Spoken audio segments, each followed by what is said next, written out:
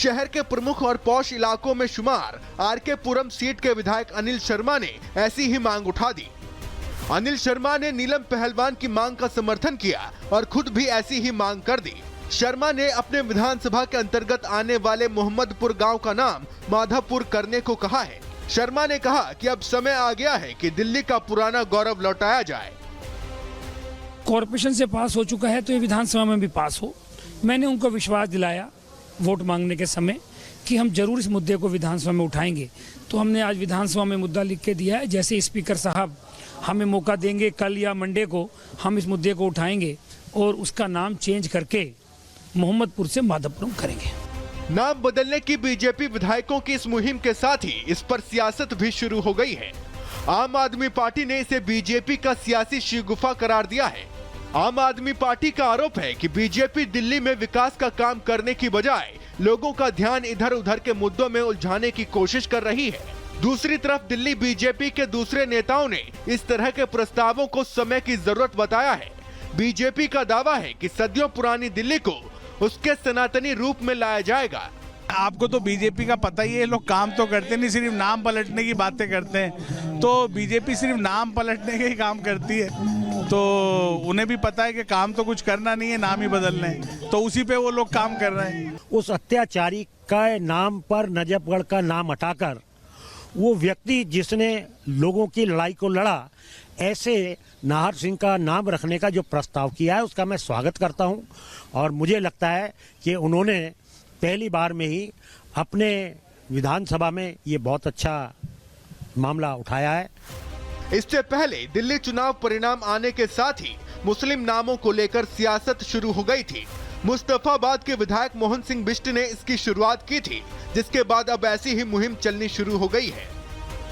निश्चित रूप से मुस्तफाबाद का नाम इसलिए भी बदलना चाह रहा हूं क्योंकि लोग यहां आना पसंद नहीं करते। जब मुस्तफा के बाद नाम से मुझे कोई एलर्जी नहीं है, जब लोगों का आना जाना होता है, मुस्तफाबाद का नाम आ जाता है, लोग वहां चाहे वो गाड़ी से आना वाला हो, टैक्सी से आने वाला हो, स्कूटर से आने वाला हो, वो आने से बाहर ही मना कर देता है। निश्चित रूप से जब आबादी 58% आप लोगों के आधार पर कही जा रही है तो उसका नाम आखिर शिव बिहार या शिवपुरी क्यों नहीं?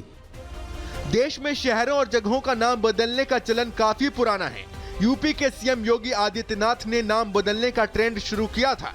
योगी ने यूपी के कई शहरों कस्बों के नाम बदल दिए थे। वहीं मध्य प्रदेश की मोहन सरकार ने भी करीब दर्जन भर गांवों की पहचान बदलने का फैसला किया था। अब दिल्ली में भी मुगलिया और गुलामी के प्रतीक नामों को बदलने की मुहिम का असर दिखना शुरू हो सकता है। Bureau report, Republic Bharat. तो नजफगढ़ का नाम बदलकर नाहरगढ़ रखने की मांग करने वाली बीजेपी विधायक नीलम पहलवान से रिपब्लिक भारत की टीम ने बात की है। सुनिए क्या कह रही है।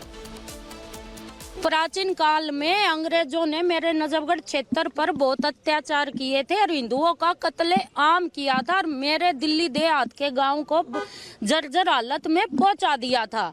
आज नजफगढ़ की क्षेत्र की उम्मीद बनकर आज मैं इस मुकाम पर पहुंची हूं। तो मेरा पहला ये काम है कि अपनी नजफगढ़ विधानसभा के लिए आवाज उठाना। और 1857 की क्रांति में राजा नाहर सिंह ने बड़ा बलिदान दिया था और अंग्रेजों से लड़ाई लड़कर हमारे नजफगढ़ को आजादी का रूप दिया था और दिल्ली प्रांत का एक हिस्सा बनाया था। तो आज जब मुझे पहला मौका मिला तो मैंने अपने जो हमारे पूजनीय हैं जाटों की जो शान है राजा नाहर सिंह, उनके नाम पर अपने नजफगढ़ क्षेत्र का नाम रखने के लिए सदन में मुद्दा उठाया। तो विधायक नीलम को आप सुन रहे थे। अब दिल्ली के आरके पुरम से बीजेपी विधायक अनिल शर्मा ने मोहम्मदपुर का नाम बदलकर माधोपुर करने की मांग की है। सुनिए।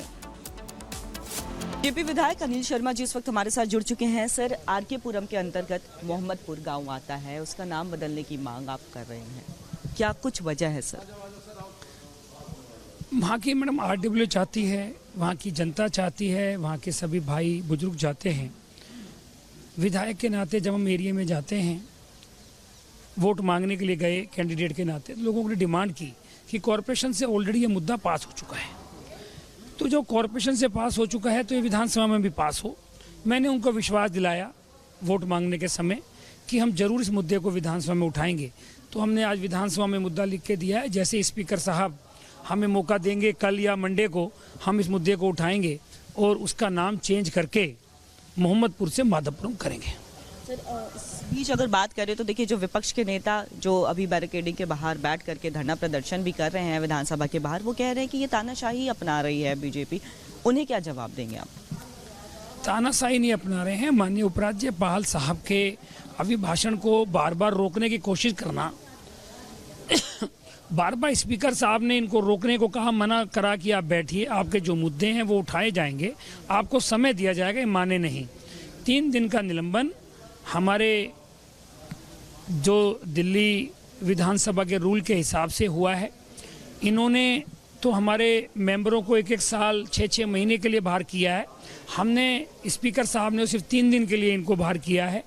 और अगर ये 3 दिन के बाद सही मायने में उस सम्मिलित होना चाहते हैं तो सारे मुद्दे उठाएं। स्पीकर साहब ने कहा है कि मैं दलगत राजनीति में ना पड़ के पोजीशन और पोजीशन को साथ लेकर चलना चाहता हूं, पर ये जानबूझ के, क्योंकि सीएजी की रिपोर्ट आज उस पर बहस शुरू हो चुकी है, उसको दिल्ली की जनता के सामने वो रिपोर्ट आएगी, तो कहीं ना कहीं उनको डर था कि आंखें कैसे मिलाएंगे कि उसमें चोर बाजारी इनके पूर्व मुख्यमंत्री की, इनका जो सो कॉल्ड, जिनको ये शिक्षा मंत्री बोलते थे, हम उनको शराब मंत्री बोलते थे, उनकी सारी चीज़ें सामने आने वाली हैं। इन चीज़ों की वजह से आज इनके मन में डर था, इसलिए ये बाहर बैठे। और सीजे रिपोर्ट पीएसी को भेजी गई है। दिल्ली स्पीकर ने यह कहा है पीएसी 3 महीने के अंदर रिपोर्ट प्रक्रिया के इस रिपोर्ट की गहन जांच होगी और उसके बाद इस रिपोर्ट को आगे बढ़ाया जाएगा। 3 महीने के अंदर रिपोर्ट प्रतिक्रिया दे, इस रिपोर्ट की गहन जांच होगी। दिल्ली स्पीकर ने यह कहा है 3 महीने के भीतर सब कुछ साफ हो जाएगा, इस रिपोर्ट की गहन जांच की जाएगी। सीएजी रिपोर्ट पीएसी को भेजी गई है, यह साफ कर दिया गया है। बता दें आपको, पिछले दिनों सदन में इस रिपोर्ट को रखा गया था और उसके बाद इस रिपोर्ट को पीएसी को भेजा गया है। ये साफ कहा गया है कि पीएसी 3 महीने के भीतर ही इस रिपोर्ट पर अपनी प्रतिक्रिया दे। ये बातें कही गई हैं दिल्ली स्पीकर की ओर से। महाराष्ट्र के पुणे में एक 26 साल की युवती से रेप के बाद लोगों में आक्रोश है। पुलिस की 13 टीमें आरोपी की तलाश में जुटी हुई हैं, लेकिन आरोपी अभी तक पुलिस की गिरफ्त से बाहर है। वहीं अब विपक्ष महाराष्ट्र सरकार पर हमलावर है और सवाल उठ रहे हैं कि आखिर बेटियां कब तक अनसेफ रहेंगी।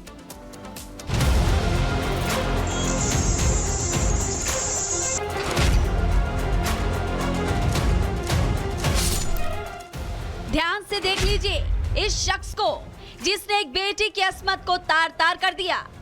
अब इस दरिंदे की पुलिस चप्पे चप्पे पर तलाश कर रही है। पीड़िता जिंदगी और मौत की जंग लड़ रही है और ये आरोपी फरार चल रहा है। आरोपी की तलाश के लिए 13 टीमों का गठन कर दिया गया है, जिसमें क्राइम ब्रांच की 8 टीम और स्वारगेट पुलिस स्टेशन की 5 टीम शामिल है। कुछ टीमों को तो जिले के बाहर भी भेज दिया गया है।